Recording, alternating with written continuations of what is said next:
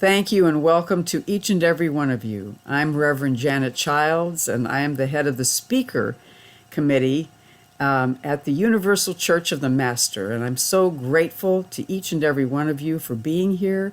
Tonight, we're going to have an amazing program. And we want you to know the speaker series happens every every second Tuesday of the month. And we are doing it via Zoom so that people can join us from wherever they are around the world to hear incredible speakers talk about spiritual topics. It's an incredible honor to welcome you all here and to make this day for yourself. And it's with a great deal of pleasure that I offer to you Reverend Lynn Rogers and Reverend John Simmons, who will be speaking us today about messages beyond the grave. Both of these amazing reverends have worked intimately in the spiritual realm with people that have gone on, people who have died, and people who have come back to give us messages. There have been amazing individuals that have created an amazing humanitarian work in doing this, and we are learning from incredible masters and incredibly wise people, because they also bring that element of compassion, which we need when we're talking about any messages from anybody. I think that is the part that I would offer to each and every one of you, is that you open your heart to experience this, that you open up your mind to experience this. And it is our tradition at the UCM Speakers Series to light a candle. And so this is a candle that we have made for tonight. And before my brother died, he taught me how to make the Origami Heart, and with every fold, a wish and a hope for healing and peace has been put in. And it just felt like we needed this calming blue with these pretty gold and kind of fuchsia shades. So this is for all of you. And who would like to make us a wish for tonight as we light our candle? May the comfort that we receive by knowing that we can bridge from this world into heavenly realms give us strength and hope. And we ask that in the name of the eternal Christ Spirit that expresses through many teachers and many traditions. Amen. Amen. And so it is. And this light is the symbol of all of your light, my friends, all of your lights. And so knowing that you indeed, in being a part of this today, we gather our light together in this circle of light to pay honor to and to pay tribute to many of those folks that have gone on before us, and open up our hearts to these wonderful Reverends Lynn and John. Welcome, welcome, welcome. Well, thank you, Janet.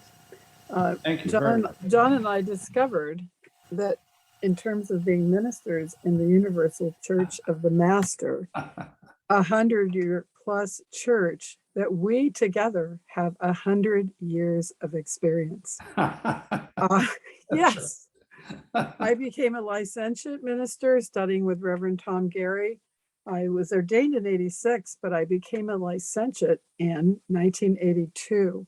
And John's experience goes back at least to the 50s. So he has 60 years and I have 40. So we're the 100-year team here. We bow to your wisdom. Well, I hope that we have some. Ours is a spiritualist church, and we have principles in common with spiritualist churches around the world. And one of them is that we believe that souls can be reawakened and come back to their path in this life and on the other side. And I've just been attuned to a friend who passed recently, and it's making me think about that journey that souls encounter going to the other side. My graduate degree is from Edgar Cayce's Institute at Atlantic University. My spiritual teacher, who pointed me also to the Cayce work, was the late Jessica Madigan. Before Kubler-Ross, she wrote pamphlets on the reality of life after death, which I read avidly as a teenager.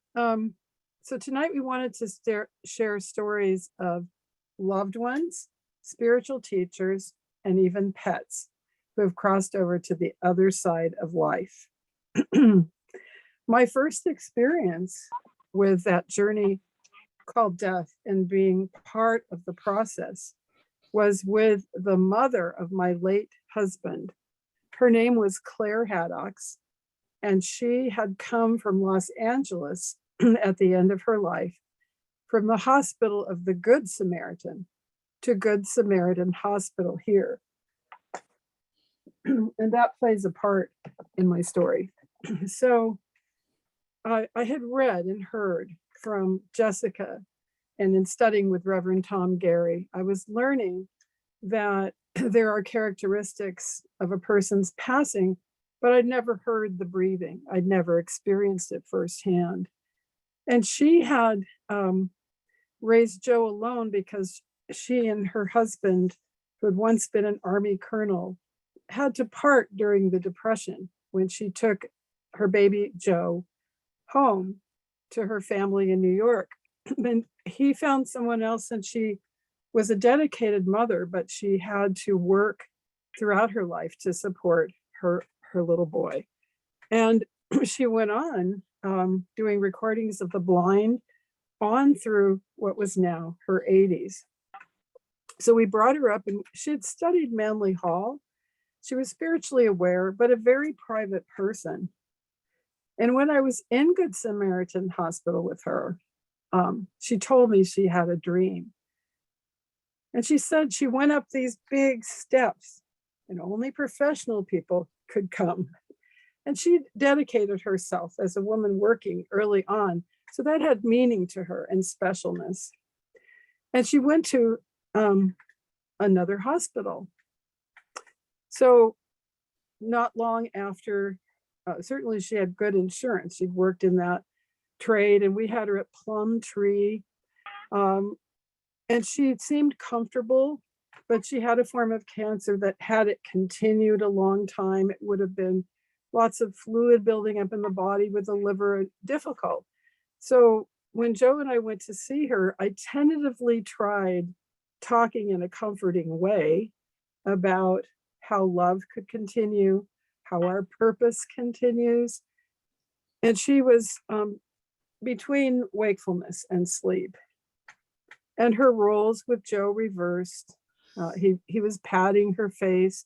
I went home with my children, and we received a call late in the night from the doctor, who happened to be a fundamentalist Christian. And he said, because I had asked in the room, I heard her breathing and I sensed something was different. And the nurses said, no, vital signs are stable. She's not going at this time.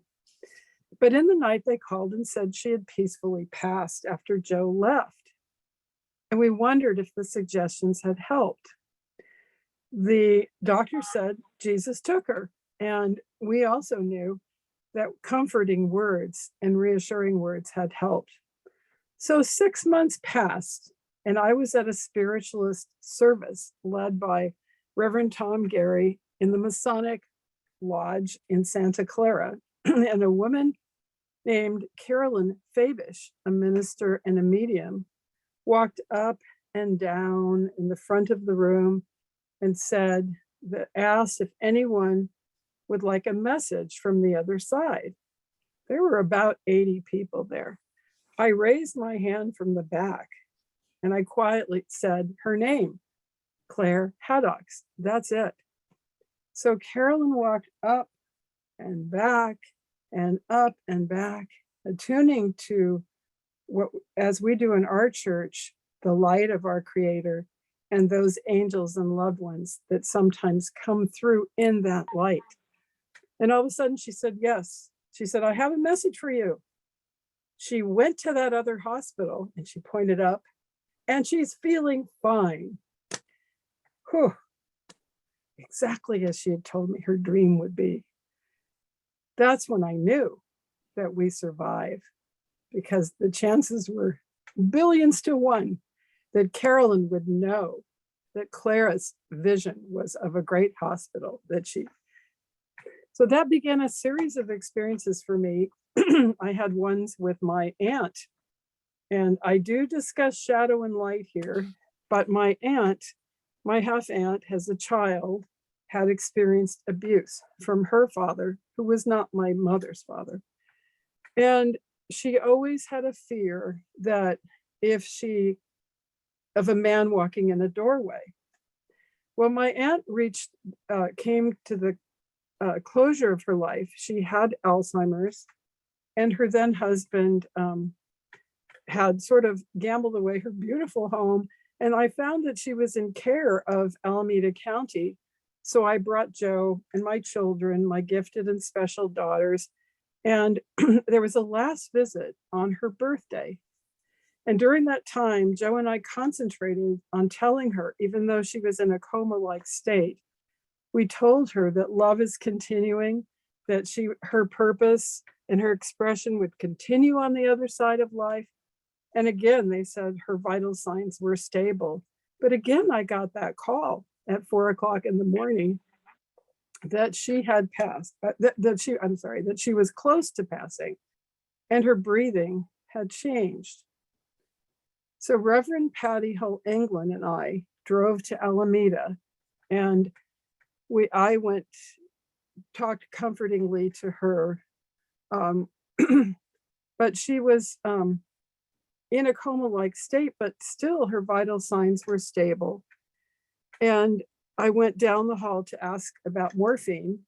And sometimes our closest loved one steps out and another soul comes in as the guide. So Patty, with Pentecostal background and spiritualist awareness, Patty sang to her. And she came up out of that long coma, smiled, and dropped down to her rest in the bed. So Patty and I, it was a warm day, and the window was open, and we opened it a little more, asking that her spirit fully leave into higher realms. And we went to a Chinese restaurant called the Gate of Heaven. And I came home, and this is a hard part of the story, but it has a purpose. I got another call at 4:00 in the morning. And a man, a very disturbed man, had come in through the window. And this may trouble you, but it truly occurred. He molested the remains of my aunt, and he claimed that she was in good spirits. Well, he later was tried at court with a judge who happened to be Jewish, who said, "Sir, you are not a mensch." And he served some years for this. In the meanwhile, the television programs were carrying this, the talk shows were carrying it, and I hesitated to come forward for her privacy. But I finally did, and I talked about this being her having experienced something as a child, and how grateful I was that we had helped her to leave this world. It was almost like that fearful thought form came and turned into something for the good, because I started women's groups in her honor, and we always talked about how no woman chooses this. That was that experience. But then later, her remains went to the coroner and so forth, and Patricia came with me eventually, and we put flower petals and salt and every form of cleansing, and then her remains were cleansed. And I later saw her in the dream state, so appreciative that her skirt had been soiled and it was clean now, and she was on the other side of life. There have been a number of experiences for me after that, both as a minister and as a friend to people, where people would call me and say that person was hovering, one of my students' husbands. And when I went to see them, and I wasn't as closely involved, obviously, with the family, I could feel intuitively he had loving family around him. He was just afraid that his wife might not have everything she needed. And I was able to look around the room, and I was able to tell him even inwardly, that she was fine. And so he passed about 45 minutes after we left and the comforting words were spoken. My brother was 49 years old, 6'6", wore a 15 quadruple shoe and worked in the school district. And he was very private about his health. He had been to my birthday weeks before. And I just learned from someone that he might have been exposed to meningitis. He called my house late of a Sunday night. He checked to see if my gifted daughter, who comes and goes, was in my life. And at that time she was. I said, David, he did say he had a headache. And I said, David, gee, even though Kaiser discharged you, it's important that you go and get this checked. We talked for a few minutes. I had a class present. And then my father's 80th birthday followed. And my sister and I had worried that my David had stayed away from my dad for a long time. Real issues with the wife. And we were concerned Dad could pass. So I had entertained my dad for his birthday. And the day after received a call that from a challenging wife who said in a very cryptic way that an odd thing had happened, but it turned out that David had passed on my father's birthday. So when I came to Redwood City, where he lived near the school, to his place, the police pastor was there and then left. And I found flower petals and salt from a neighbor, and I would tiptoe into the room where he lay under a sheet, but not knowing the origin of the meningitis. I would have to pray, just pray and try to bring cleansing. And eventually, the mortuary brought a very long van for my brother. And when he was put into it and was ready to go, I asked if I might see his face. And they said, because he'd lain there a day, that I might not choose that. So I touched his foot. And then all of a sudden, as they're driving away, I heard him saying very clearly to me, do I go with them or do I go with you? I said, David, you may as well come with me. And so I drove up Highway 85 near my house. And my friend Patty was teaching my women's group in the living room because this had happened. And I only had time to say, I lost a family member and then begin teaching. At the end of the group, we shared intuitive messages and trained our intuition. And so at the end of the group, Patty and I were paired. Oh, and I had forgotten to tell you that as I turned from 85 onto Union Avenue, coming toward my house and my class, my brother said to me very clearly, I will always be with you. And our parents had divorced and we saw each other and loved each other, but we didn't always see each other. So I thought, Lynn, do you just want to believe this? So in the circle, Patricia, who has healing gifts and spiritualist gifts, took my hand. And isn't it wonderful that we have the background in our church, because she opened to my brother and she said, he has a message for you. He said, I will always be with you. So these are the kinds of experiences that have increased my faith in the reality of our continuing and our healing, even through and after death. I know John has some things to share, and we'll be going back and forth. I will go through my list, and then John will share, and I'll come back to some longer readings and share it. But just looking, I guess I will move to my late husband, Joe. I'll go ahead and move with that. I wrote a long article that I sent for the website, and it's called Love Goes Beyond the Grave, 6 months since Joe died. I'm not going to read the whole article here, but I'm going to read a portion of it. To sum it up, Joe, Clara's son, was much older than I and very fatherly at times to myself and to my children. And we shared one thing deeply in common, and that was our spiritual belief and our sense of purpose and our sense of the value of these teachings. And he was incredibly helpful with his computer skills and his quiet, supportive manner to all. So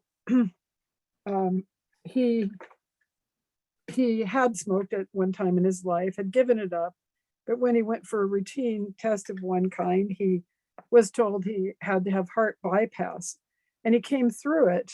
But months later, he developed a bleeding that led to a brain surgery of all things.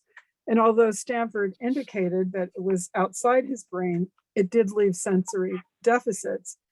And yet he had progressed through that in many ways. But the large amount of CAT scans had made him at risk for lymphoma, which he did contract. And so we had a time together coming ever closer as he came closer to his passing.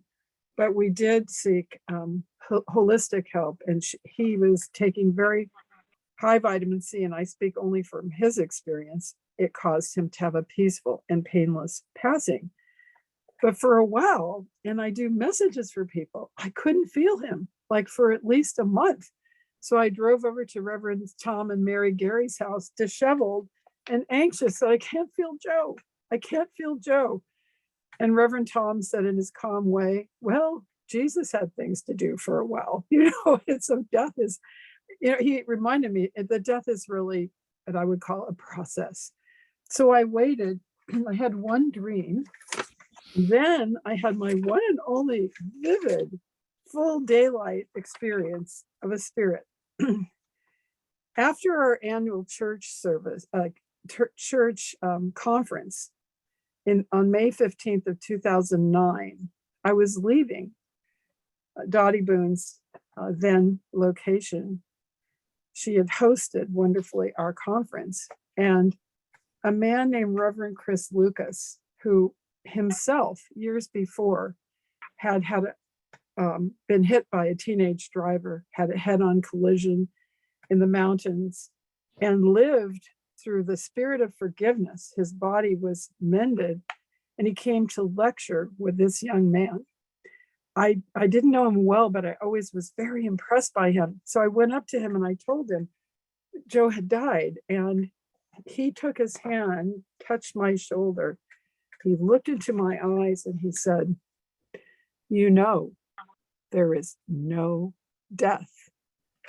And he said it like Lazarus. I mean, his eyes just beamed through me that he knew something in the depths of his being. So I was driving up Highway 17 again, and in Joe's old van, and Vanessa was on the right side of the seat. And all of a sudden I looked in the rearview mirror, and there was Joe. Not in my inner mind. There was Joe in my daylight eyes, sitting in kind of a floating position in the very back seat. And I could see it through the rearview mirror. And I knew that he'd been following Vanessa and me around, for a while at a distance. And sometimes Dottie would say when we came in, hello, Vanessa, hello, Lynn, hello, Joe, because she was aware of his spirit presence. There he was. And I was like, just looked at him. And then I turned to Vanessa, I blinked and it was gone. I told Vanessa, I saw Joe.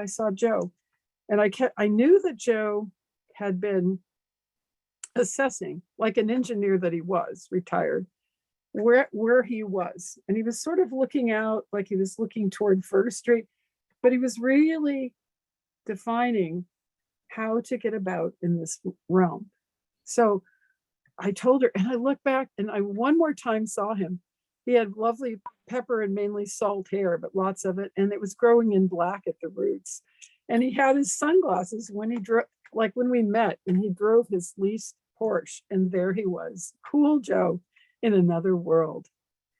So that was, I also had a dream of guidance in which he came close. Those are a few of my experiences. I'm telling very personal ones because they've made such a difference.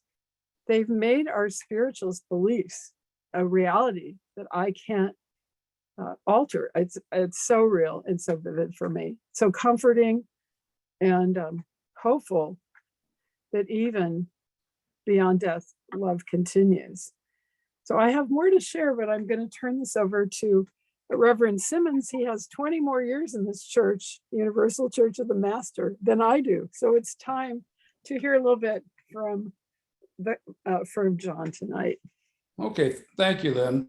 Yeah, in listening to you, I was thinking of some of the people I've known who were able to access the psychic world most easily to give messages and to give people a sense of understanding and confidence. And in almost every case, they've been people whose brother, sister, or very close friend or very close relative passed over and said, I'll work with you. And so they work back and forth very well together. And I know you have a couple of people you work with.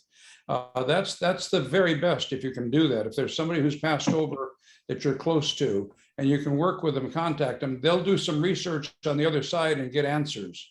The best person I ever knew to do that was Reverend Ferguson, who was also the president of our church, UCM, for a number of years.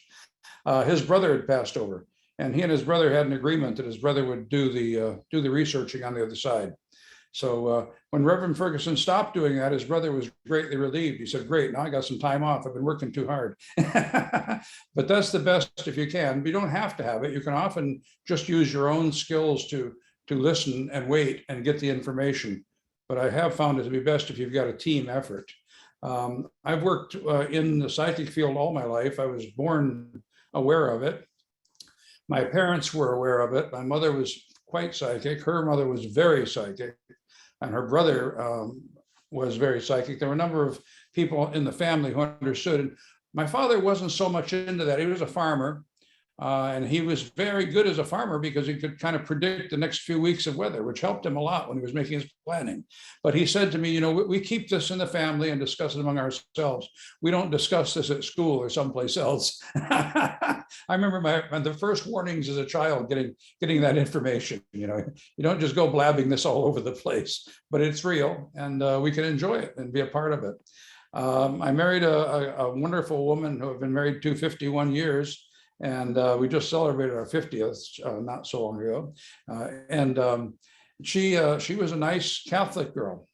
And she wasn't so sure exactly what I was talking about, you know, when I was trying to introduce her to this side of life. And she knew my mother pretty well. And she knew that my mother loved to dress up in beautiful clothing and big hat and puff up her hair and all that.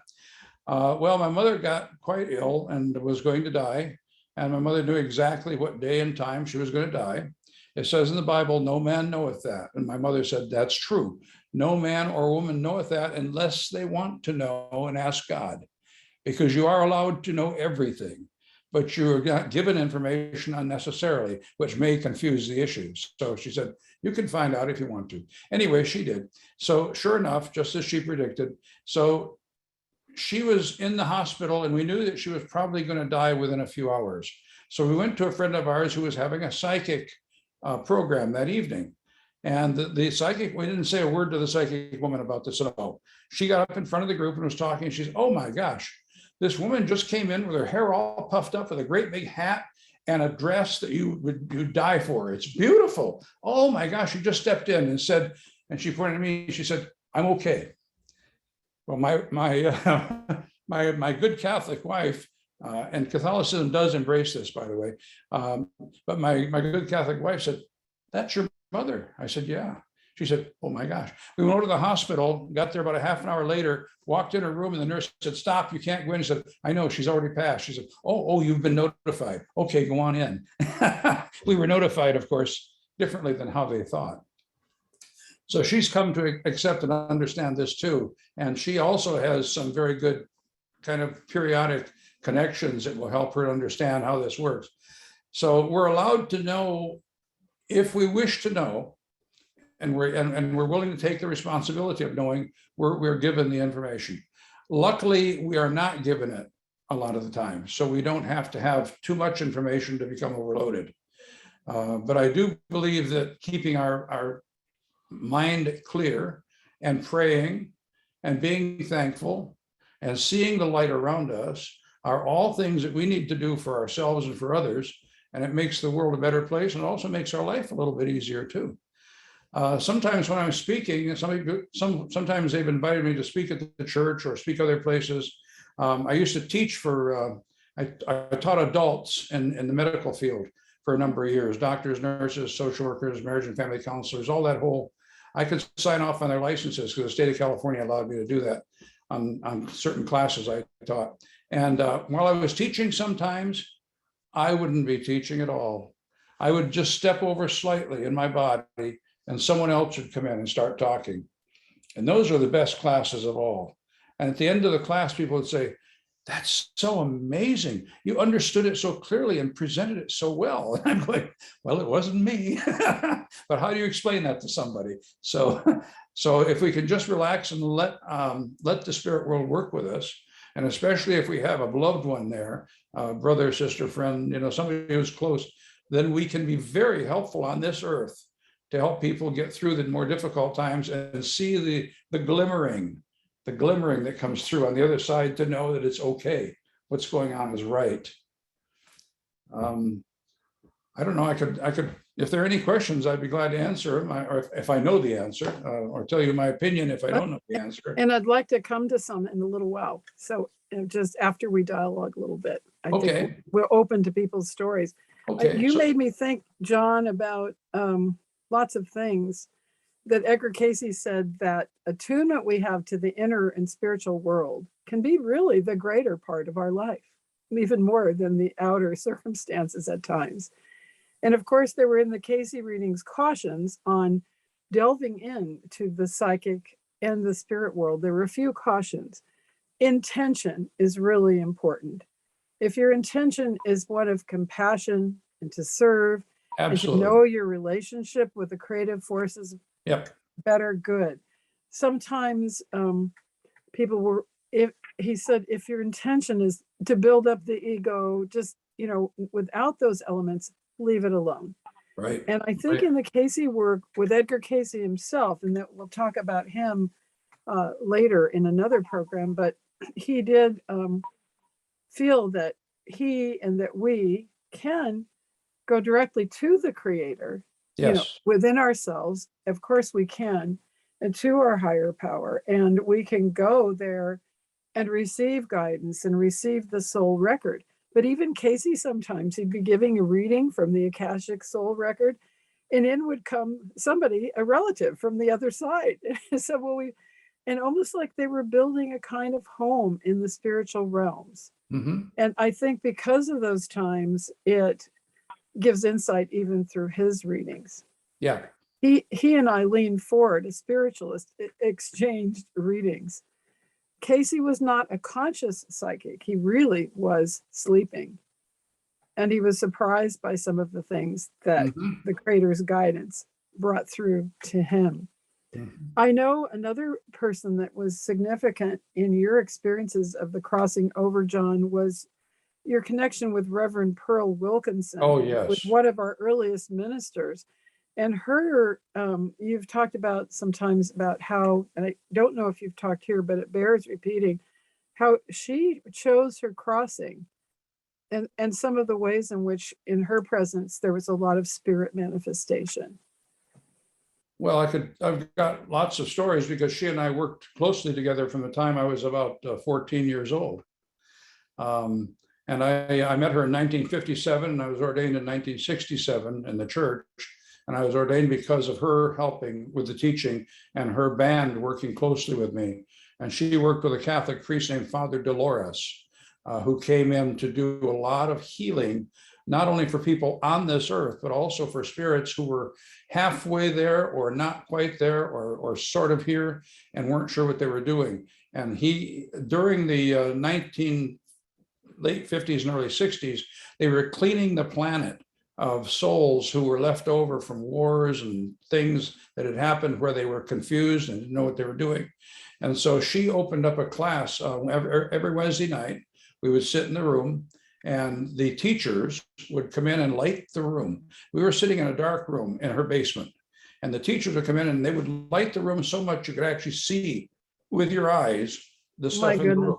And There were no that's the, lights, no wow, lights that's that being turned on. time of real manifestation of spirit in those early days. Please, Yep. please And continue. those teachers were there to bring spirits in who were confused. So they would bring them in, and sometimes it'd be very dark in there too. And you'd feel a wisp of something go past your face, and they'd say, he's feeling your face to see the difference between him and you now. And he needs to realize his leg is there because he lost the leg, and he thinks he doesn't have it, but it's there because in spirit, we're complete. But if you don't know that, you still think you've lost your leg. And so they would touch our leg, touch our face, they do things. And then they'd say, thank you, he understood, and they'd be gone. And we did that for about 3 or 4 years. And lots of people were brought in. Then finally they said, we've pretty well cleaned everything up. Thanks for all your assistance. And that was it. We never did it anymore. Mhm. So there are many different levels of experience, obviously, that we don't, as human beings, comprehend initially. But if we're a part of it and it happens to us, then we can make sense out of it. One interesting thing I just want to tell you, and then I'll stop for a while if you want me to. She bought, in those days, that was back in the 50s. So she bought a tape recorder, and she wanted a tape recorder what the teachers spoke, because the teachers gave us a class before they brought people in. They would get us all together and balance our group and get the energies levels. And I don't know what all they were doing, but they were busy. And they would teach and tell us a little bit about it. And we were allowed to ask questions. So I asked lots of questions, and I'll tell you all the answers if you ever want to hear them someday.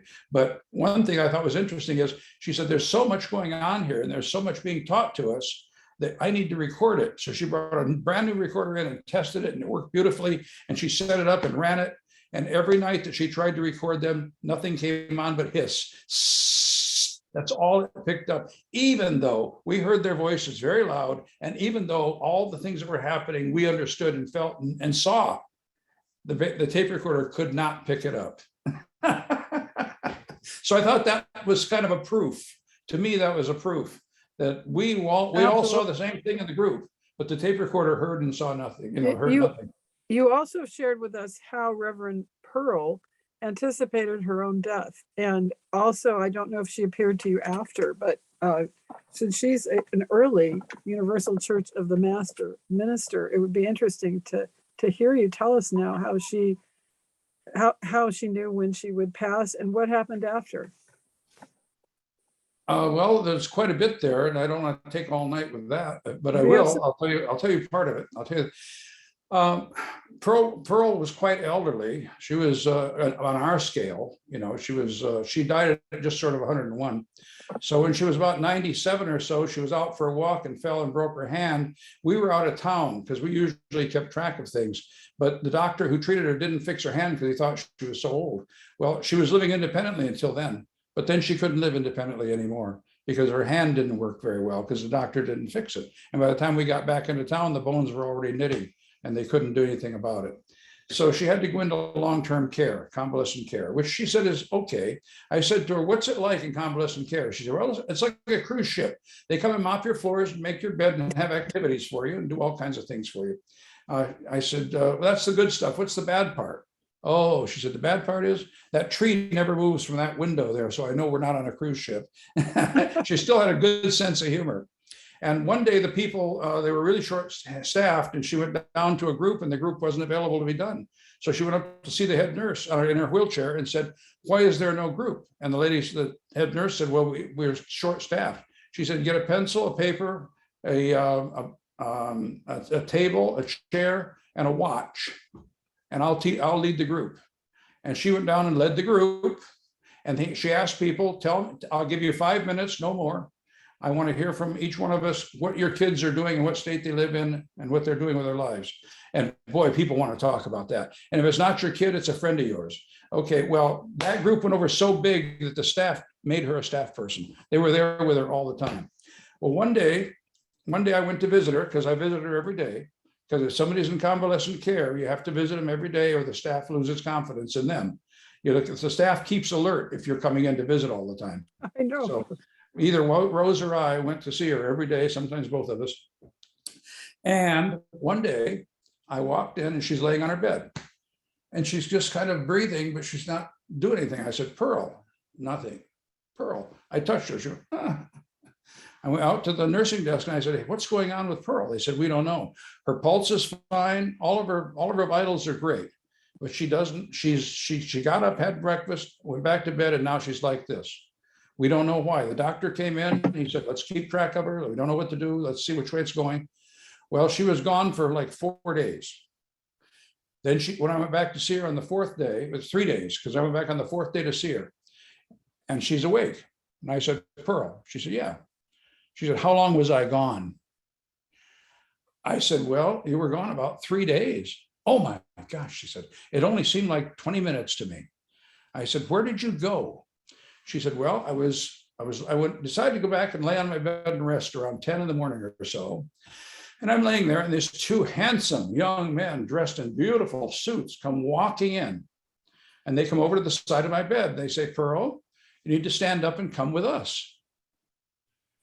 She said, well, that's kind of odd. She said, okay, whatever you say. She said, it looked like a couple of doctors.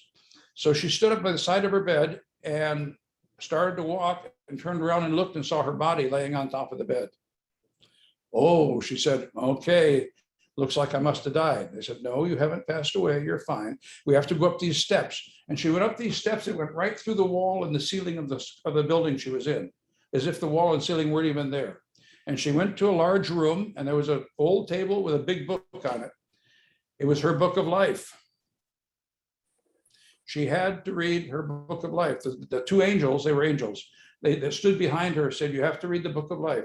Every page, every sentence, every page. Well, there's some parts she didn't want to read because there were things she wasn't proud of and didn't want anybody else to know about. And the angel said, don't worry, Pearl, it's fine. It's okay, it's normal. Go ahead and read. And she finally came to the point where she couldn't read some of it because it was so embarrassing. She said, I'm just too embarrassed. And the angel said, what are you embarrassed about? She said, I treated that woman on purpose really badly, just to hurt her. And the angel said, no, you didn't do it just to hurt her. You did it because God was directing you to do it. She said, God was directing me to hurt somebody? He said, yes. That was part of her growth, and she needed that experience in order to understand. You were doing God's work. Pearl said, I can't believe that. I was being nasty and mean. The angel said, that's what you thought in your mind, and God gives you your imagination to play with. That's something you can have to play with. Everything else about you is perfect. That's the only part of you that's not perfect, because God gives that to you to play with. So you were playing with your mind. You were playing with your imagination. She said, oh my gosh. And she went to a couple of others, and the same thing happened. So when she came back, she had to tell me about that. She said, we really are perfect. We really are perfect. The only thing that's imperfect is our imagination. So if you're imagining something, that's your own problem. Deal with it. The rest of it's all done correctly. So there was more to it, but I thought that was an interesting experience. And when she came back, she was perfectly healthy. And she said, I don't know why I'm back, but there must be more I have to do. And she lived about another 6 months before she passed over. So I'm not sure what all she had to do, but I know she was doing a lot of teaching there in the long-term care with people who were in their 90s and 100s. And I think that's why she was there. Thank you for sharing that. You're sparking more thoughts of mine as well. I had an experience when my father passed. He was, I was close to him. He ran the United States Geological Survey in the Western states, and he was very much a World War II gentleman, to the point where he was devoted to a fault. And sometimes a woman in his life, in this case, a second wife, could be it did exclude his children in many ways. And so, but he was always in my life. We always found a way to be connected up to his passing. And I was going to visit him, and under duress a bit. But when he passed, the second wife wanted us to pay to see his remains, which was obviously unacceptable. And I went to the crematorium waiting for his remains to come. And the person there understood the circumstance and let me pray during the cremation process and so forth. But the first day I went, my father had Parkinson's at the end. And I think he contracted it when my late brother passed, and his that second wife wasn't comfortable with him grieving over my brother's loss. So he had contracted Parkinson's the only time he'd been unhealthy. And he'd always been a storyteller and very personable prior to that. I was waiting in the crematorium for the remains to come, and it had a cement floor and some pews.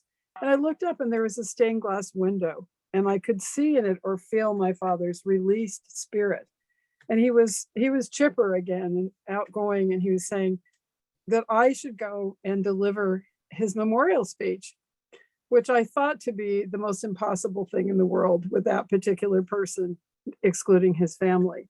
So events after his passing unfolded, and my late brother's fiance, who had been a school principal, also in the Tall Club, suggested that we take Vanessa. When we read on the internet that there was a memorial put on by the Elks, but his family hadn't been invited. And I said, well, I don't know about that. She said, we're going. So we went, and the second wife, when she saw all of us there, was going to terminate the service, but the Elks knew I was there. And so I had written a short memorial speech about him. And sure enough, the Elks had me come up and I delivered his eulogy. He was right. You know, he made things happen that he wasn't able to make happen from this side of life. He was able to heal that and bring that about. And Yes. when in 2012, I had my gifted daughter was temporarily in my home, my ex-husband briefly, and I was getting to know Kritz, and all this was going on. And I was in between people, seeing them and kind of pulled in different directions. I went to a gym for a minute, and I left a cell phone on a machine and then migrated to another area. And I came back to get the cell phone, and it was in the little cup on a treadmill that was completely off. But when I leapt up on it to grab the cell phone, it turned on to like 20, and I was thrown in the air and came down on my right arm, seeing white and black covering my vision, my arm misshapen. And I was taken by ambulance to Kaiser. They ultimately did a surgery.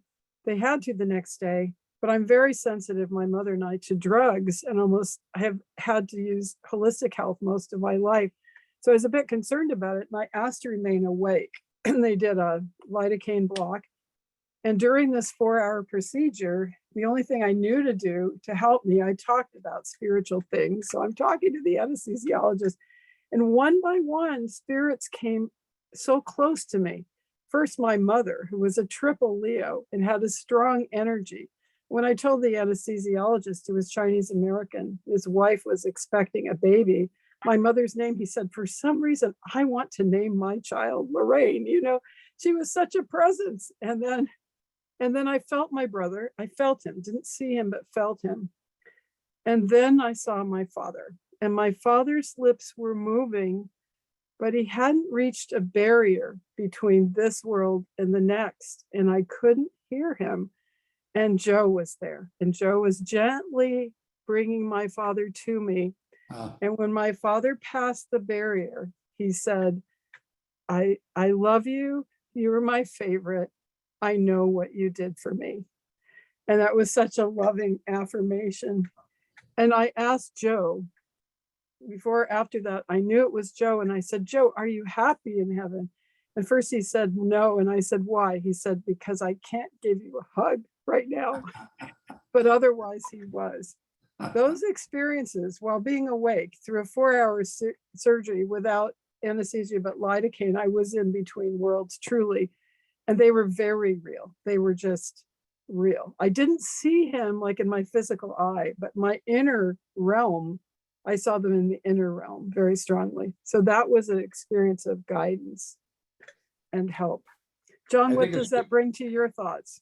It's good to remain aware that you're always very close to the other side, and they're always very close to us. It's good to remain. The reason I think it's good to remain aware of that is because you don't get confused as much by the earthly stuff that's going on. True. I think when we get up from sleep, if we linger, we may feel them, know them, and in the light of our higher power. Other experiences, John, did you have experiences of guidance in your working life, in your have you had those nudges from spirit? Well, I've had a lot of protection and help from spirit, because part of my working life was working the streets as a psychiatric nurse, and going into places where there was a lot of violence and a lot of anger and a lot of psychosis. And so there were, sometimes I'd go somewhere and they would have to search me there to make sure I wasn't carrying weapons. I said, I'm just a nurse coming in to visit, but they have to check, and I walked into some places where there was a great deal of violence going on, and people hurting each other. And each time I was able to take the light in there, and it was amazing how it would change everything. And no one seemed to know why it changed, and that's good, because I didn't want them to know. But the director of mental health, Ken Meinhardt, said, you can go anywhere and do anything. I said, no, Ken, I can't do that. But things do go better when you bring the light into the circumstance. And he would look at me like, I don't get that. but so using the light, not selfishly or to protect yourself even, but just to bring it into the circumstance to change the energy, it really does work. It worked inpatient psychiatry when I worked in the hospital. I would work with patients and their families, and they would start to mellow. And it also worked very much on the streets when I was walking into circumstances that were very difficult and could be damaging. I've had knives and guns drawn on me and people threatening to do things. Honestly, you can't worry me too much, because I know where I come from and I know where I'm going. So whatever you got to do, you got to do. Usually I could talk to a patient who had a gun on me, and well, every time so far it's worked, and said to them, put that in a drawer or hide it somewhere, because when the cops get here, they'll take it away from you. You don't want to lose it, so put it there. Now let's talk. And they would. They'd say, well, what do you want to talk about? Yeah. And every time so far, it's worked fine. And I worked with some awfully difficult people they said you couldn't work with, but we're human. Every one of us has a soul and a spirit and wants to do something good. Even the ones doing bad things want to do something good. If you can help them get reconnected to that without getting yourself banged up too much, it works pretty well. You told me that you have unusual traits, which make me think that you're partly living between worlds. One is that you've slept only 3 or 4 hours, no more, throughout your life. I don't normally sleep more than 2 or 3 hours a night or whatever. Right. But that's, I've been that way since I was a child. My poor father, I would just start to fall asleep, and he would too, and he would jump and wake me up again. So must have trained me. Yeah, I don't think that's necessarily good or bad. It's something that doesn't fit medically. A lot of doctors have trouble with that. I had one doctor who said, you need to get 8 hours sleep. I said, thank you for your opinion. I appreciate that. I had another doctor, I told her I slept 3 hours. She said, oh, I had a professor in school who only slept 3 hours. He did a lot of work when he was awake. I said, that's what I do too. You get another day handed to you. I was so impressed because John is writing his life story, and I share a Zoom writing class through Los Gatos Rec. And so I've heard a lot of these stories, and some of the ones that have impressed me were how that force of spirit that surrounds you has helped you turn negative situations into very positive. One that you shared was about, because you didn't require a lot of sleep, you were given a night shift at Agnew with patients who had, just a lot of unhealthy conditions were prevailing there, super incontinence and many other things. So you let the other people who go out and study or sleep or whatever, and you developed new forms of sanitation. You turned that around by using that attunement and that being awake to really change the lives of others. And I think when we are receiving the comforting guidance that abounds for us, and when we realize that love continues, it's very comforting and assuring to us. I wanted to move into the area of pets before we open up to people's stories here and questions. Do animals return through reincarnation? My teacher, Jessica, wondered. And Edgar Casey grew up in the South in farms. There wasn't a lot of emphasis on pets so much in 1877 to, through when he was born and on. But one woman came to Edgar Casey at least and said her little dog Mona had died, and she felt very deeply about it. And in the deepest sleep state, he said, well, don't worry. She's a part of you. She's been and he named other animal friends before that Mona had been in her life before, not always as a dog.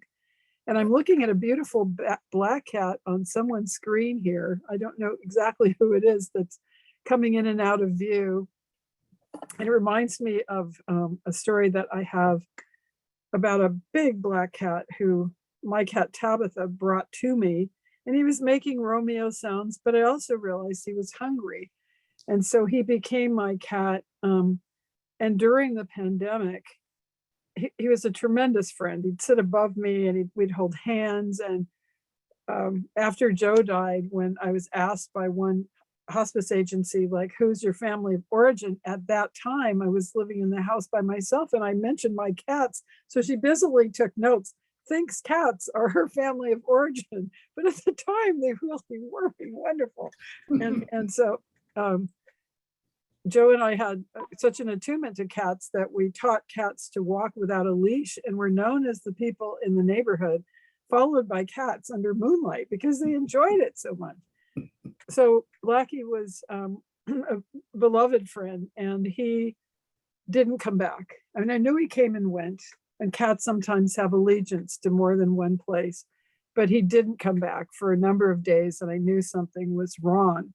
So I have my Sacred Heart of Jesus picture on my mantle. I wasn't raised Catholic, but I have other lives in that tradition.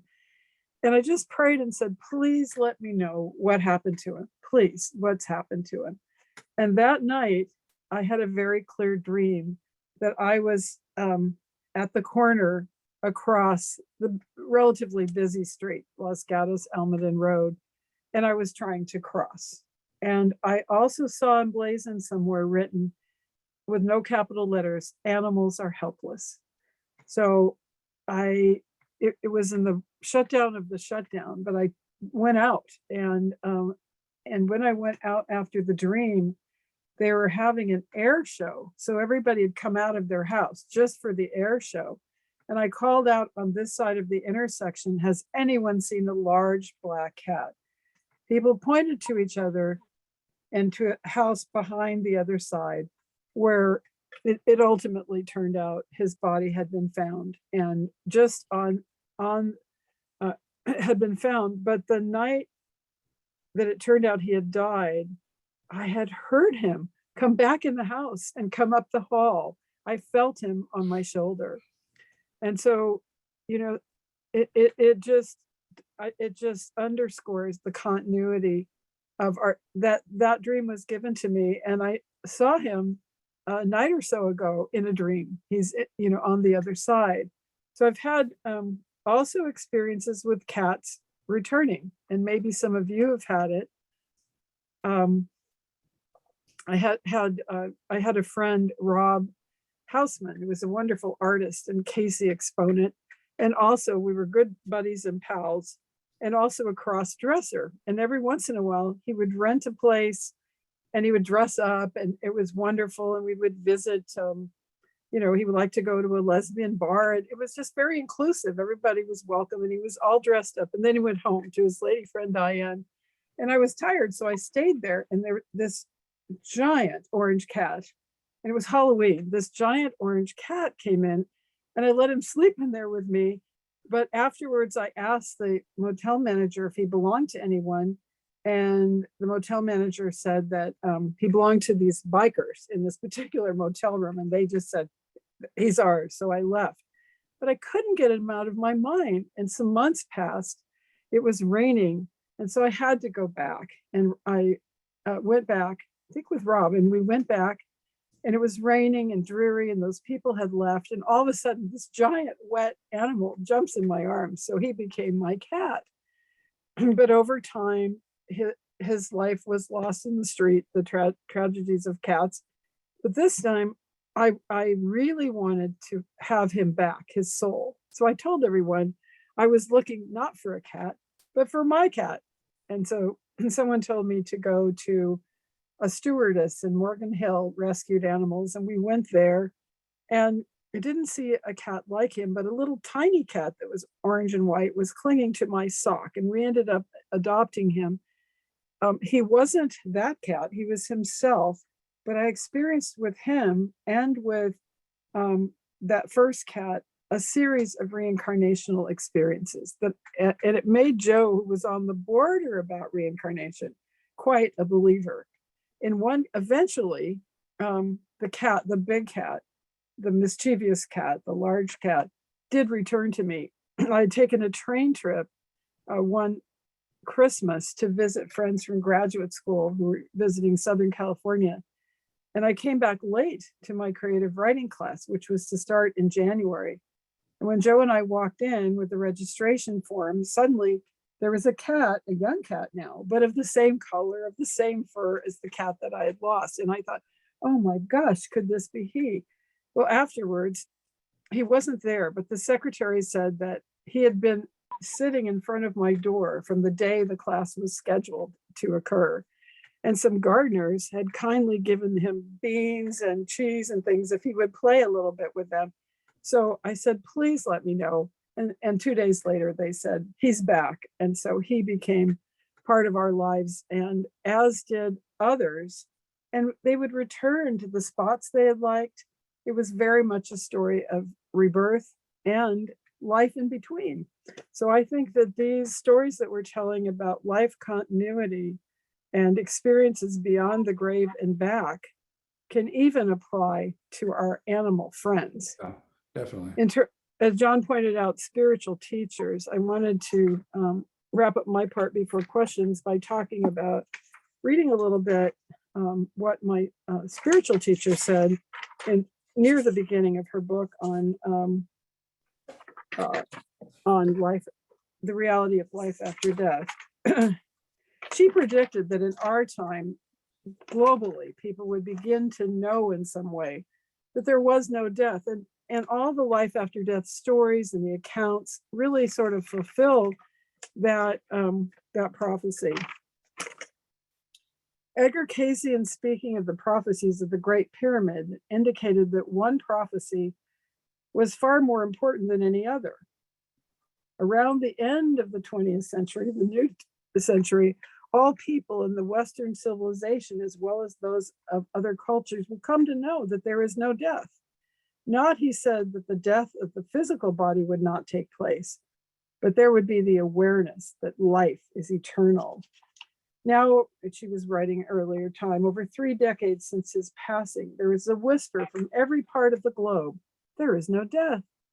Doctors and nurses are observing thousands of patients in India, in the British Isles, and here in America and elsewhere. And a strange story has come out of this research. Despite culture, race, sex, creed, or educational beliefs, the death experience is startlingly similar to all people everywhere. Yep.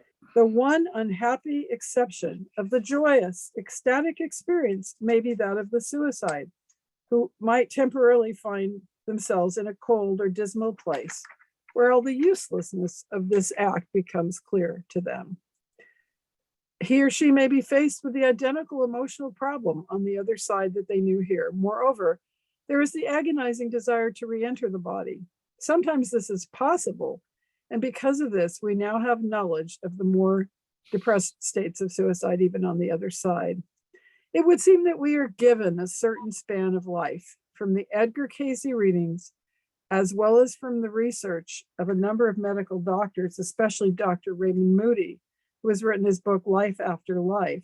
When the suicide is brought back into his physical body from the life beyond, there is a sadness in the experience. Whereas for the person who went forth to meet death, there is only a joyous remembrance of what occurred in the interim.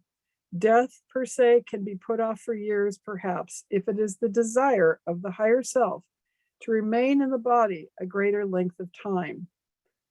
Edgar Cayce himself, after a dream of his forthcoming death, chose to remain in the body, his death occurring some 19 years later, and so forth. So writing about the knowledge that we do continue is really something significant, evolving more and more in our time. So I think it's a good point here to kind of take a deep breath and from any of this information to open up to any of your stories that you would like to share.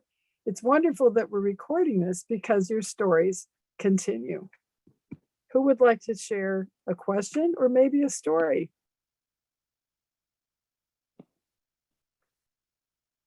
I'll tell you one really quickly, and then I'll keep quiet.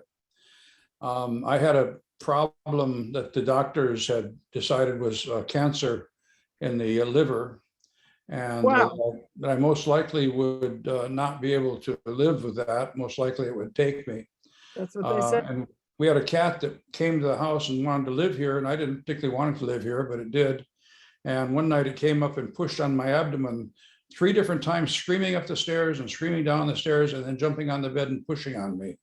And when they went ahead and looked for the cancer, it was gone. So Oh, that's kind of what can happen.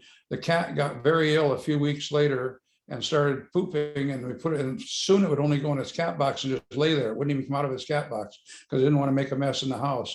And when we took the cat in, the vet said, it's got a cancer in its fat in the abdomen. You can't have cancers in the fat because there's no blood supply. But this cat does have a cancer in the fat. I have no idea how that's possible. And the cat did pass away with that one. But that's a cat that had been with us once before. I realized that. what a gift that cat gave you.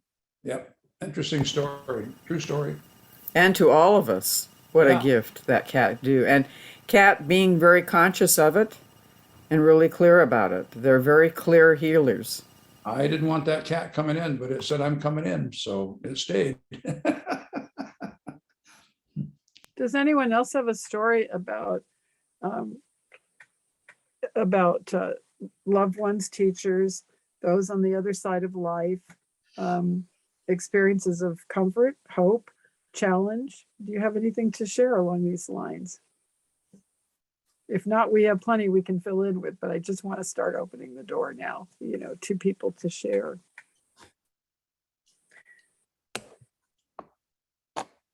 Absolutely. I see some of you getting ready to speak. So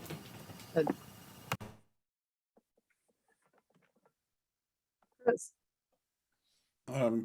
When my mother passed away from breast cancer,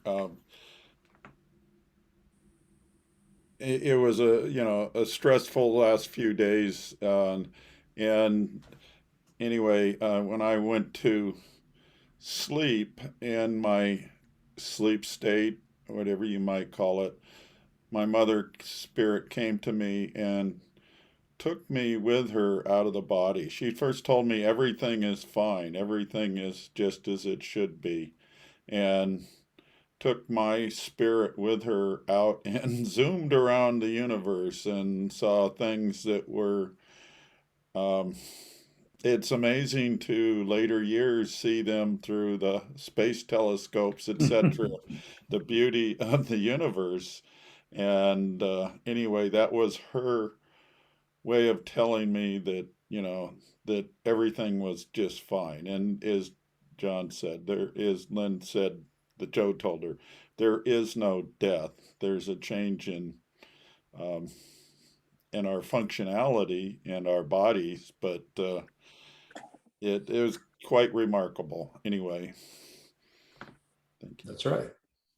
and that's amazing, Chris. I just want to offer that her openness to that and your openness to that, created even more of a healing matrix and vortex. Mm-hmm. And the other kind of flip side of that was I injured my back in 1999 and had been in excruciating pain for years. And in order to get relief, I used to meditate and get out of my body. Mhm. And I kind of tease somebody about, well, sometimes you make you wonder about why bother to come back, and if it's not a welcoming environment. And um, so it's very interesting. But yeah, to get away from the pain, that was one way of getting away from the pain. But it's not. I think that could fall in the category of the suicides and that. And I guess Lynn might say there's been some reasons for me to kick around, and so I'll still be here. So Absolutely, Chris. Well, I'm going to second that emotion. Well, it's We so special. definitely love having you here. I think how special it is for Vanessa, whose biological father is for years of not been in contact, and who lost Joe, a beloved stepfather, to see Chris at times and to have a different kind of connection. My joke to her is, and she is special needs, but she can understand this. I said, "Do you think Chris is a man or a cat?" And she always whispers, "A cat." So it's like having to her a cat dad with whiskers. Yep, Mr. Whiskers. Who visits her. If you look at my background in this picture, on the 4th of July, Lynn lost her favorite cat, our wonderful cat that I'd grown to love over the years, loved to sleep on us, give us messages. The cat was lost, and A coyote wild took her. animal, and I had told Lynn, we were on a Zoom meeting, and I had told Lynn, previously the week before that, well, Tabitha, it's okay. She's in the light, the divine white light. Well, in the background is the picture from her iPad shooting over her, and this was the lampshade was extremely bright light, white in the picture. And I'm looking at it and I'm going, well, the other people that we sing with had gotten off the meeting and we were talking, and I look at that and I go, why is it not white? And if it's large when I'm speaking, as it fills the screen, There's a cat face. If you look, a nose. is the image of the cat that had passed. That's Tabitha's image. That's her picture. And I, for the life of me, cannot understand how that image got onto the Zoom call into our background, unless it's just a message to say, yeah, I'm still around, and we tease about it. But this is the lower left corner is the ear of the cat that Lynn was describing now that she's adopted. And we think that Tabitha was telling us she was looking out over the new arrival, the cat, and maybe coming through him. Yep. Mhm. I think so. Absolutely. Yep. Absolutely. And thank you, Chris, for sharing that with us. I was trying to figure out the background. Hey, you have to look in if you. Yeah, that's if you- fantastic. Some settings on Zoom, with the active speaker becomes the predominant and fills the page. But that is definitely Tabitha. At first, I thought it was the other cat. Somehow that the picture from down in the lower left was transposed up into this light, which was oversaturating the camera. But no, I go, no, that's not the other cat. That's Tabitha. It's a different face.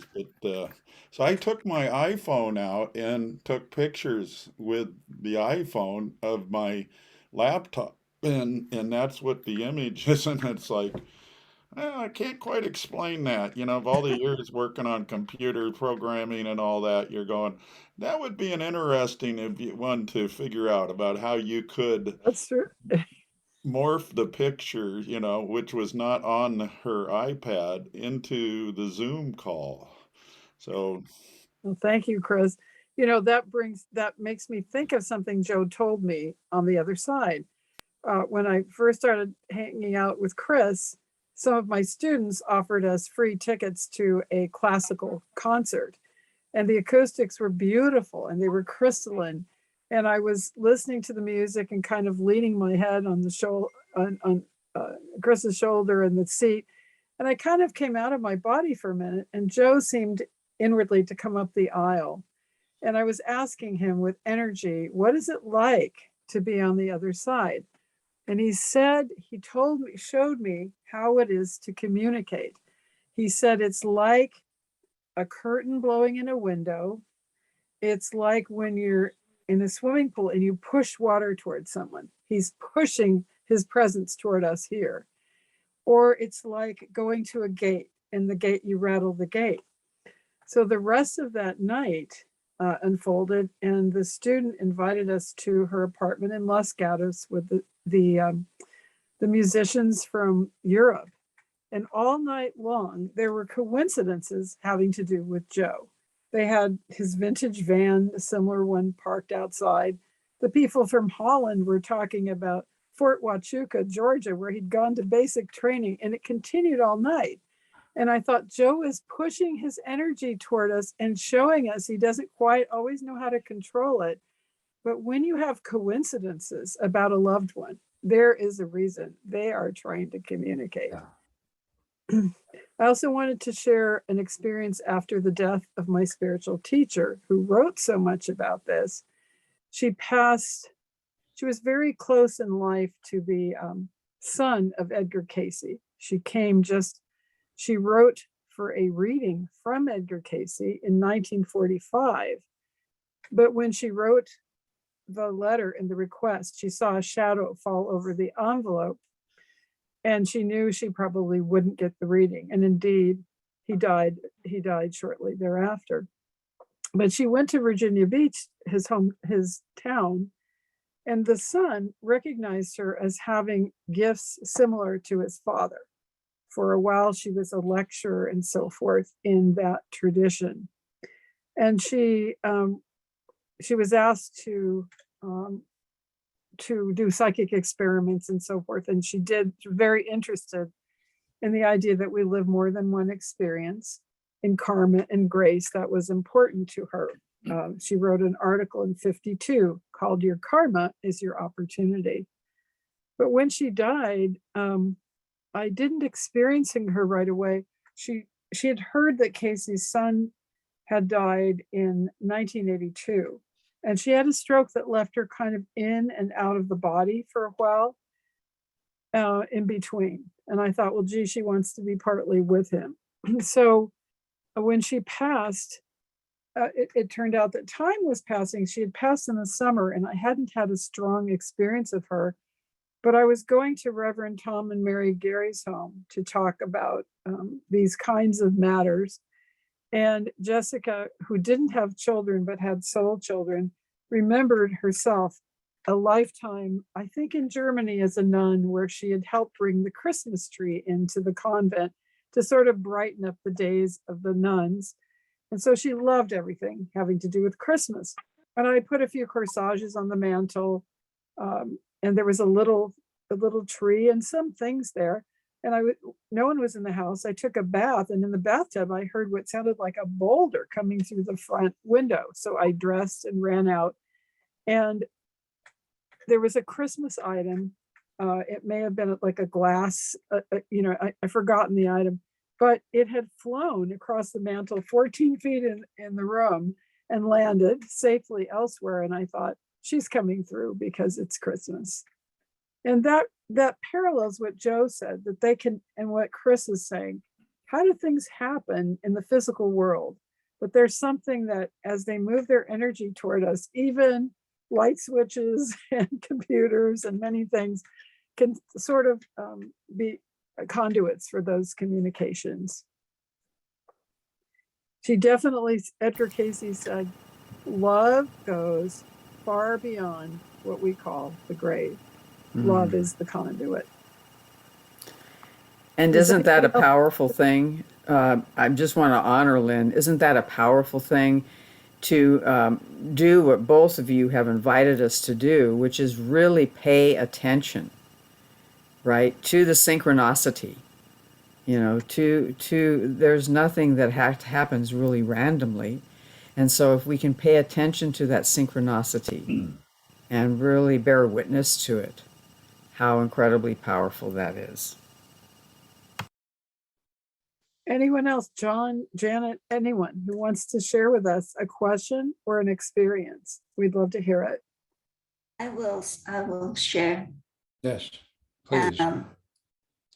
Where do I begin? Well, many of you know that Reverend Glenn just passed away. Your husband. Yes, who is my husband. a wonderful man who actually experienced near-death experience way back, Lynn, I think about the same time when you both got ordination through Tom and Mary.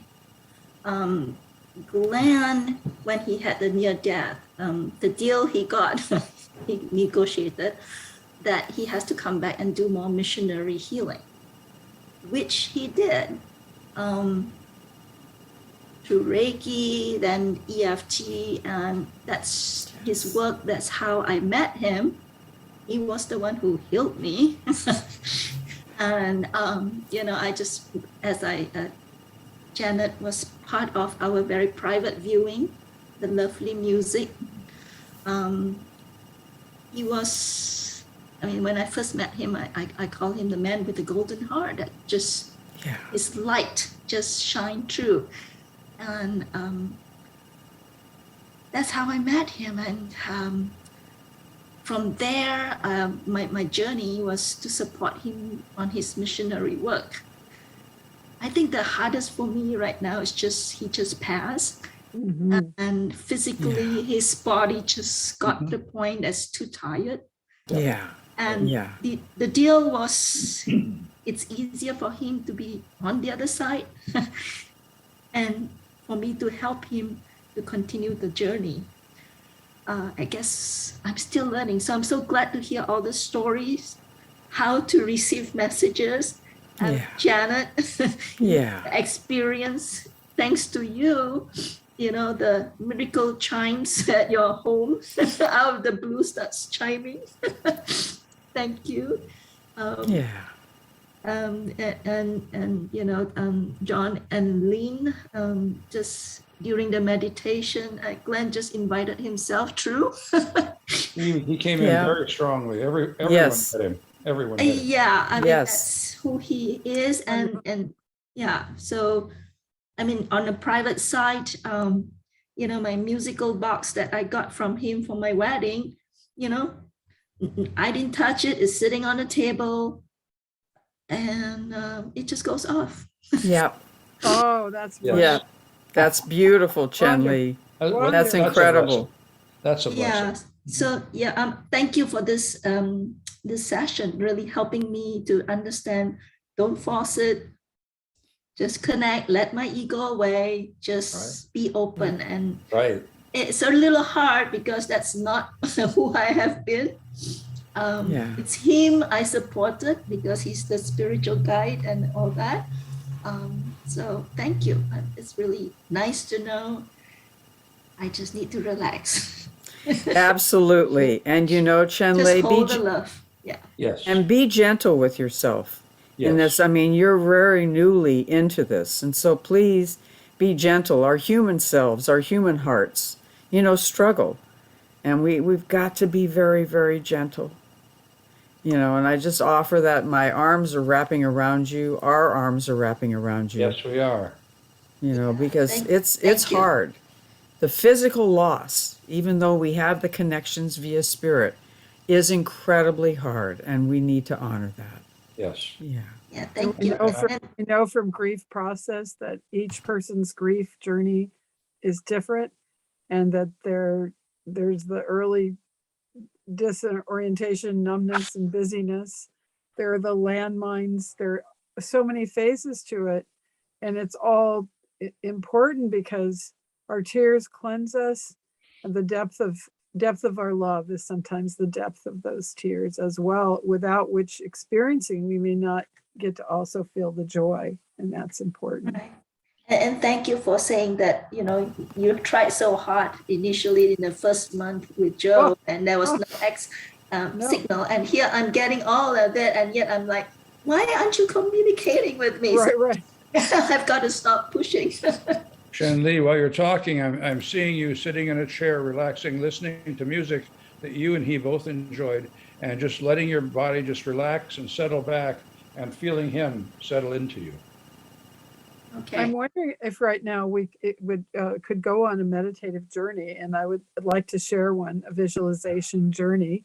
Yes. So I'd invite us to get very comfortable as we can, and to take a deep breath and draw around us the loving energy of our Creator, the loving Father, Mother, source of all, and to surround ourselves with the light and to allow ourselves to go on a little guided journey.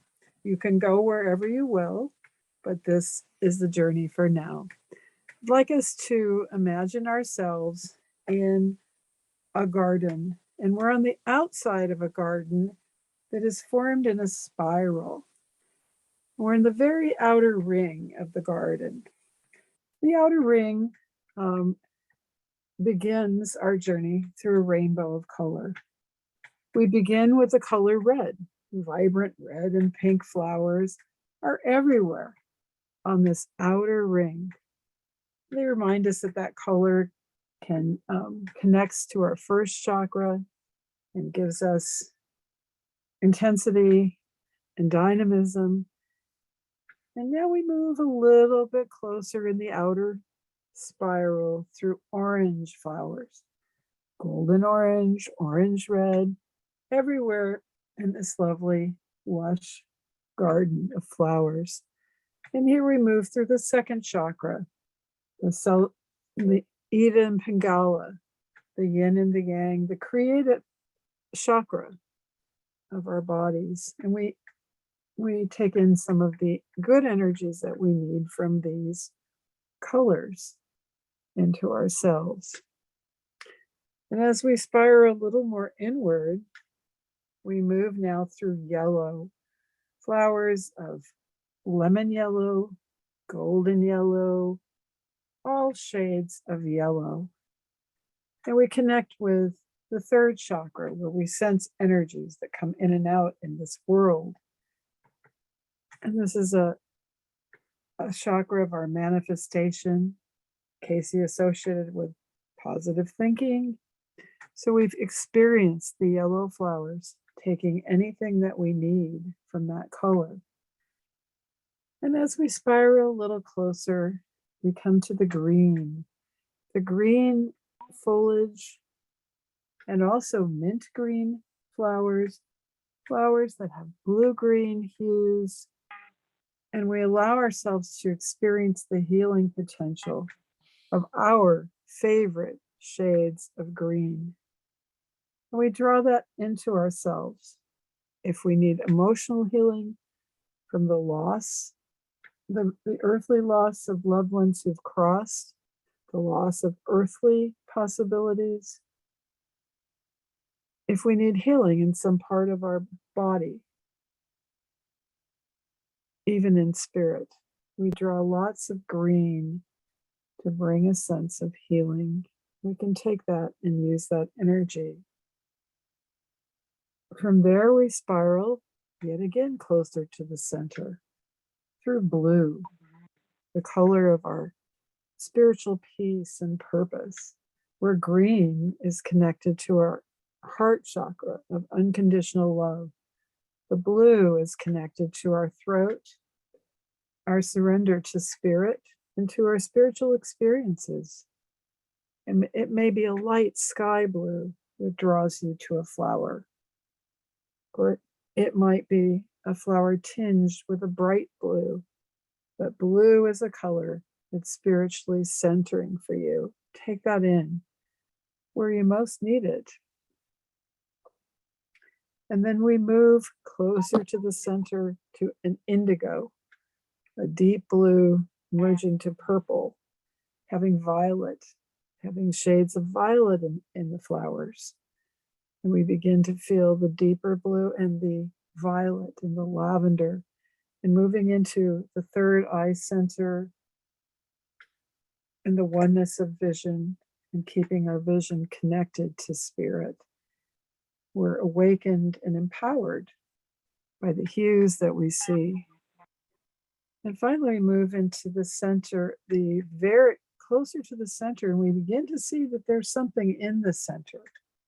There's a well, there's a bench. There may even be figures as we move now through flowers that are white. They remind us of the white light.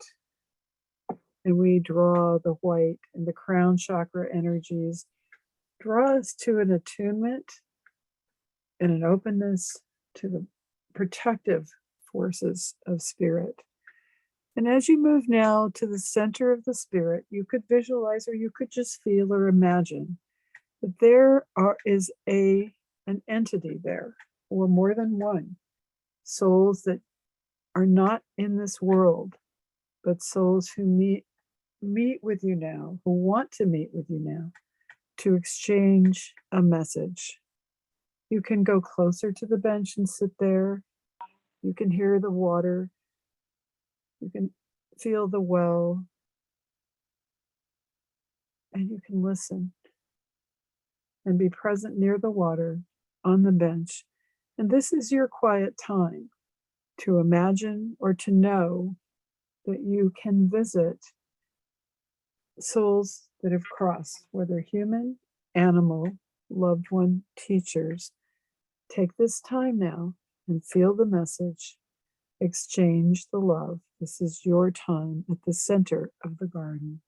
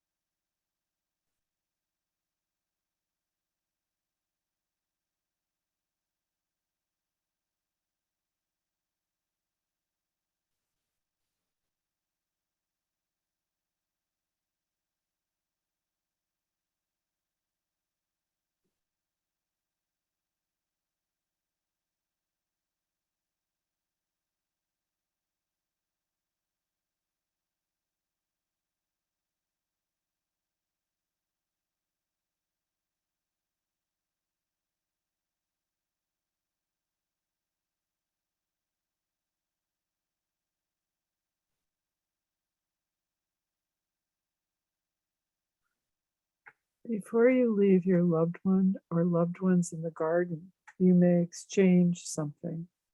Take time now to do this.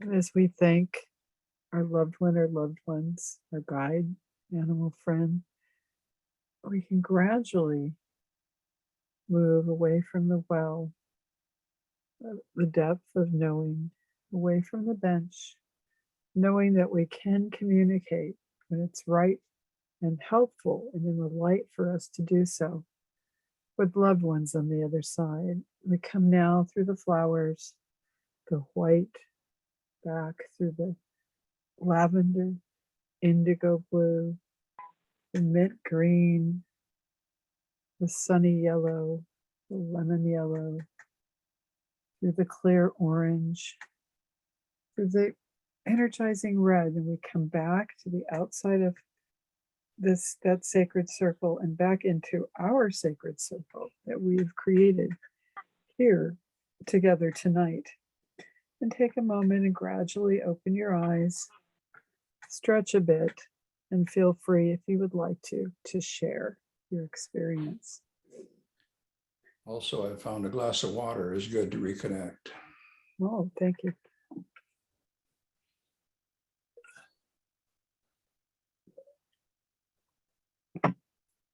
That's When it. it came to me during the meditation about when my father passed away, he was at the VA hospital and he was 96 years old and he seemed to be hanging on for some reason. And we finally asked him, I said, Dad, why do you keep hanging around? Are you not willing to go on the other side?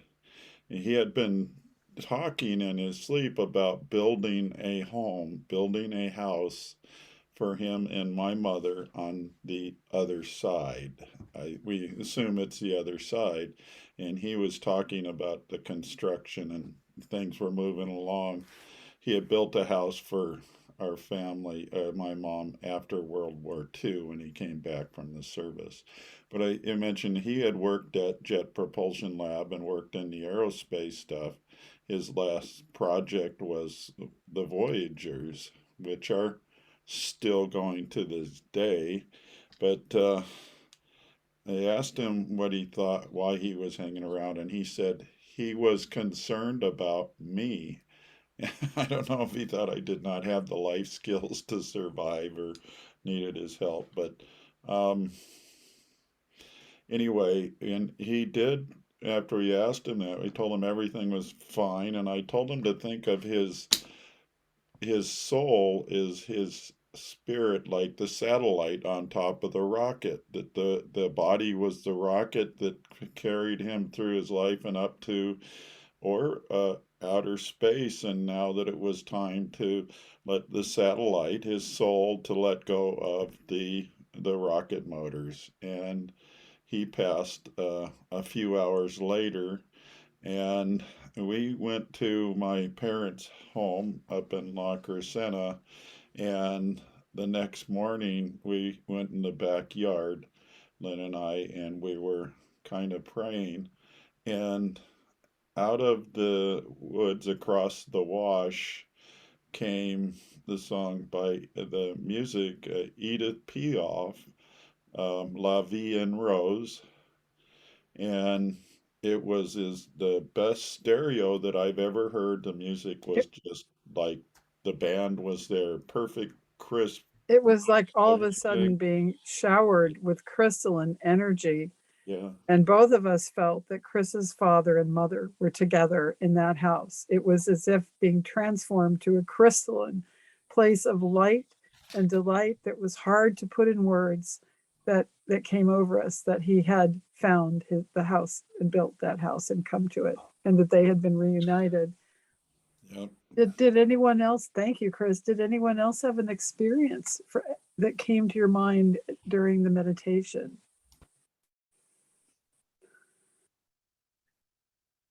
I did, Lynn. Thank you Yes. so much. My last day hanging out with Janet and Corey back in September 17th. My muscle behind, the rib muscle behind the heart was starting to pull. And Corey tried to give me muscle relaxant, send me home. I was wondering if I was starting to have a heart attack. I went to see my primary doctor. He's been putting me on muscle relaxant, and yet it has been there. And thank you for your healing meditation. Glenn and I love going to beautiful gardens. Oh my goodness. At first, I chose the rose garden up here, but just as you were going through the chakra, as we were going up, and he decided to change the bench in the lavender garden instead.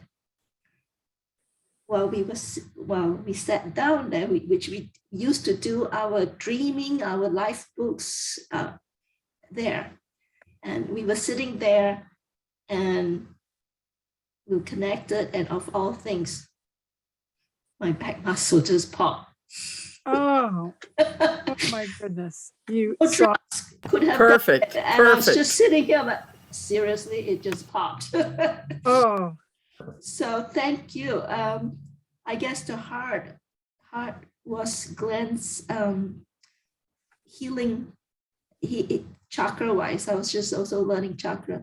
That's where he is, a man of golden heart.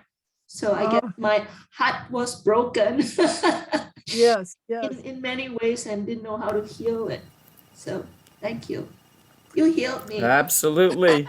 You don't need Beautiful. doctor now. Thank you. And isn't that so true, Chen Li? So often, I think we think of heart as just being physical, and heart is our emotional center. And your heart was broken. Absolutely. And so reconnecting, and I also thank you for that meditation, Lynn.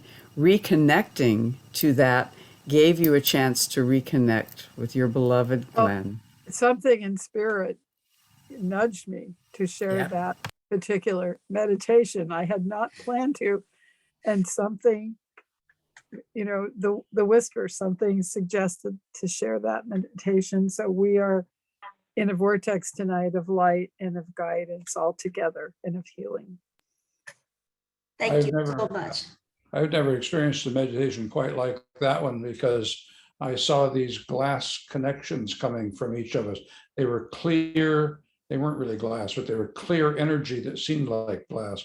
And they were coming from each one of us and intertouching, connecting with each other, and also connecting with people who have passed on as well. Some of the people who are close around us. It just felt like this connection of really solid, but very fine, very delicate communication was going on. I've never had that before. It was perfect. Thank you. Does anyone else have something to share? Cheryl, are you still with us? I don't know where she is. Is there someone here? David, Cheryl, Elsa? I'm still with you, but I'm having problems with the Wi-Fi. It sometimes freezes and sometimes I lose it completely. I know you, Cheryl, have lived a life. You have had messages from loved ones who have crossed, and I know it's been a part of your life. I don't know if you'll freeze, but do you wish to just tell us one, that brought you some comfort or some awareness? Well, there was a time that I did a lot of meditation, and I would meditate before going to sleep. And then one night, I heard the death rattle. I don't know if you know what I'm talking about. The day that my father died, I had gone into his hospital bedroom and fed him his last meal. And then I went to a job that I had in retail. And on my way home at 10 o'clock at night, the hospital was on my way home. So I stopped in again to see him. And he wasn't conscious. And that's when I first heard the death rattle. So when I was meditating that night, I heard this death rattle again. That's the only time I was around that before, was when he passed. And I said, "What do you want?" I knew it would be my father. Then he said, telepathically, I got the messages from him. I didn't hear a voice, but he said, if I could get my brother and one of my sisters to forgive him so that he could move on. And my family surely didn't think that way. It took me, I'm sorry to say, years to even talk to my sister and brother about that. Oh, wow. Yeah. And Good. my brother still would say he would never forgive my father. And that's But did you tell them that your father? Yes, I told them that he had come and asked for that. In time and space they may. In time and space they may. That's an important experience to share about how, as our spiritualist principle, that we can be redeemed in this world and beyond. And that brings it home, when we have things left. And you help be the conduit. How fortunate are souls Mhm. that pass when there are those of us that can be aware of them and can listen, such as everyone here tonight. When And, my father passed, Lynn and I talked to one of the priests down at the VA hospital, and it meant that one of them there, two of them did not seem really receptive to the life after death aspect, but this other one, who had been Baptist. around a long time, talked about the 40 days, Jesus wandering in the desert for 40 days. And as an outgrowth of that, I think Lynn shares the same belief that in the time after someone does pass, that 40-day period is important to pray for them, keep them in consciousness, send them healing energies, and the prayer for their benefit as well as our own, to release them and deal with the grief somewhat, honor their existence in life here at time. Anyway. Thank you. And what you're bringing up, Chris, is so powerful, because there is beyond that dimension of time, like you said, but having those 40 days gives us a chance to really be in communion. And I think that is why when we only get 3 days of bereavement leave, it just drives me crazy, because we need at least 40 days to do exactly what you were talking about. One of the readings of Casey suggested the best thing for a soul who had recently passed was the prayers of good people on earth. To, can imagine what a change that would be. And the Baptist minister that we talked to at the VA understood when we said that when we had walked down toward the morgue, and when I was sort of seeing his father still as a shadow for a while, and the door, when no one was in the morgue area, the door closed by itself and so on. He said he experienced a lot of things that he didn't always talk about as souls made transitions. There was an interesting story of Edgar Casey in real life. Someone came to his house after his grandfather had died, and I think the grandfather had lived in that house, and if I have it right, in his early life, and someone said, "I hear noise upstairs. What's going on? There's no one up there." And he said, "Oh, that's Grandpa. He has to get his things. Just let him be." He was getting things to take with him on his journey. Casey a lot saw spirit forms as a child, and carried that over from other lives in Egypt. So, what you're talking about, Lynn and John and Chris, I just want to honor that in many cultures around the world, and I've studied death rituals around in my many years of doing work with grief counseling, and the power of the 40 days is seen in a lot of different cultures. Oh, really? Absolutely. So, I mean, it's almost a universal theme. I have one from Judaism I had never heard of, and let someone else speak. My best friend in experimental high school is my artist Jewish friend from youth, and she had I asked her to ask a rabbi, because she was doing Orthodox children's illustrations, even though she follows Amichi's tradition. I said, please ask him about the concept of an afterlife in Judaism. And she did ask a rabbi who said there was a very early concept that wasn't brought here so much after the Holocaust. And this was it. There is the day called Yartzeit, which is a year, the soul can review the life, but there was something else. It used to be that you had a chance to come back again to the earth and even be reborn again after Yartzeit, a very old tradition. And you were wanting to say something, Lee, were you?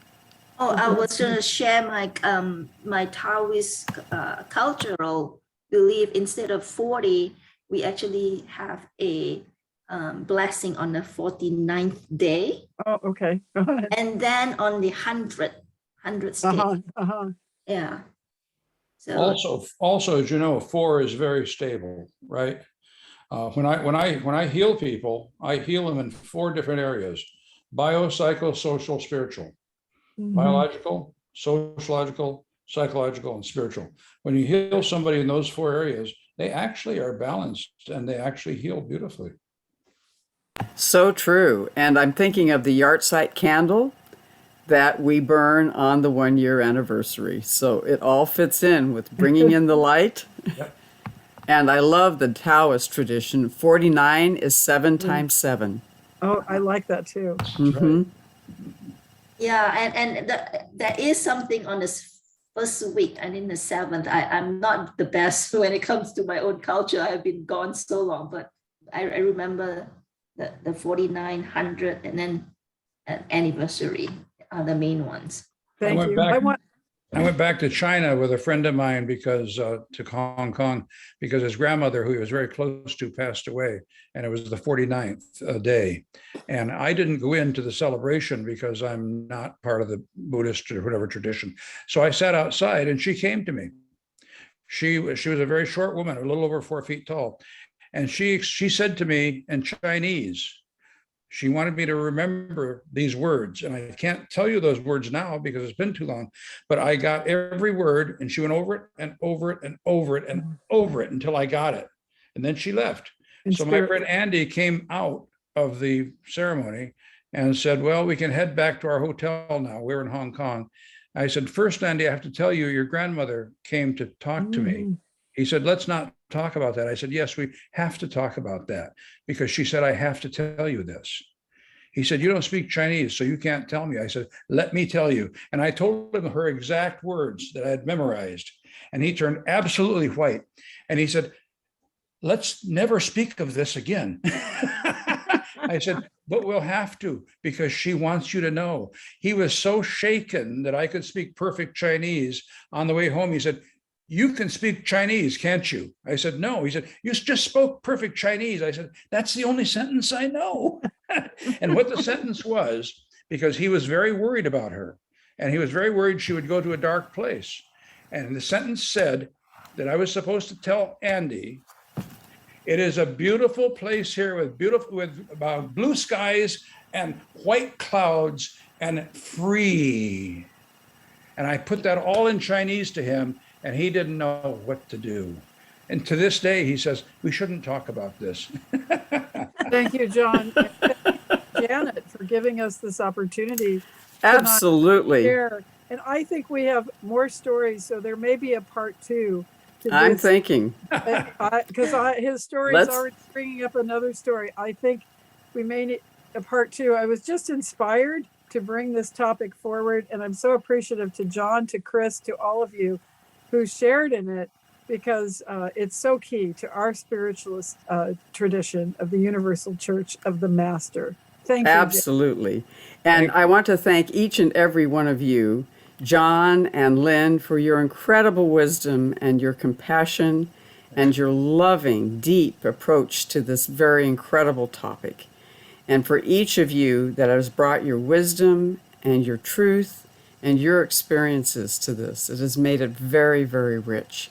And I want to offer to each of you that I believe we're going to have a wonderful speaker for our next series coming up in November. And Corky, are you there by chance? Can you share with us a little bit about what's coming up next November? Yeah, This coming November? That's going to be Reverend Karen Howie, and she's going to be speaking about her experiences with Louise Hay. And Louise Hay is an amazing healer. Yes, she's gone all around Good. the world Yes. teaching Louise Hay's philosophies and studied directly with Louise Hay. And she's a very good speaker, and I encourage everyone to stop in the second Tuesday of next month. Absolutely. I will be speaking in early November, and you can tell me, Corky, when. Oh, it's the first Thursday, which is and you'll be speaking about Edgar Casey. Let me see if I About got the Edgar calendar. The Casey first and- thing, Beautiful. Invite some of you to be Yes. present and share in that and exploration. that'll be at the Universal Church of the Master. November 3rd. Yay. What time? So It's going to be from 7 7 to 9 at the UCM headquarters. at UCM headquarters. Because of on my Winchester. daughter, ask everyone to bring a mask along, and then I will be there. Absolutely. I would appreciate that. Beautiful. That's exciting, and I hope that those that gave input tonight can give input to the life of a very unusual American seer. Beautiful. Thank you. Yes, Thank we're you looking all. forward to- Definitely. Thank you. Oh, and then the same month, the Bless you. third Thursday is going to be John speaking next month. So Beautiful. we're going to get these two again in November. That's fantastic. Well, maybe we'll help each other in our talks. I would certainly love that. It would be fun. Let forward us to- make it a communal effort. And thank you, each and every one of you, for being here, coming here, and sharing your heart and your wisdom. Thank you, Janet. Have a wonderful you. day.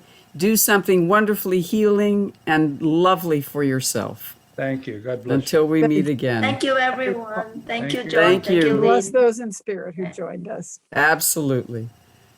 Thank you. Bye-bye. Bye. Bye. Bye. Bye-bye. Bye.